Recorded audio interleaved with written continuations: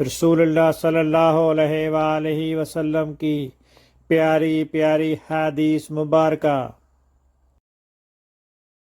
Make sure you like and subscribe to my channel for more hadiths.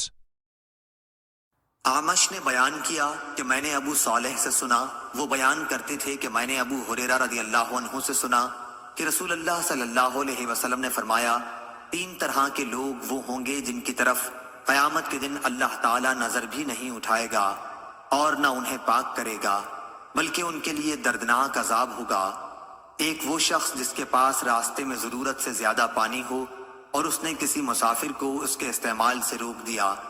دوسرا وہ شخص جو کسی حاکم سے بیعت صرف دنیا کے لیے کرے کہ اگر وہ حاکم اسے کچھ دے تو وہ راضی رہے ورنہ خفا ہو جائے۔ تیسرے وہ شخص جو اپنا بیچنے کا سامان عصر کے بعد لے کر کھڑا ہوا اور کہنے لگا کہ اس اللہ کی قسم جس کے سوا کوئی سچا معبود نہیں، مجھے اس سامان کی قیمت اتنی مل رہی تھی۔ اس پر ایک شخص نے اسے سچ سمجھا اور اس کی بتائی ہوئی قیمت پر اس سامان کو خرید لیا۔ پھر آپ صلی اللہ علیہ وسلم نے اس آیت کی تلاوت کی، جو لوگ اللہ کو درمیان میں دے کر اور جھوٹی قسمیں کھا کر دنیا کا تھوڑا سا مال مول لیتے ہیں، آخر تک۔ صحیح بخاری حدیث نمبر 2358۔ اللہ تعالیٰ اس کے چہرے کو روشن کرے جو حدیث مبارکہ سن کر آگے پہنچائے۔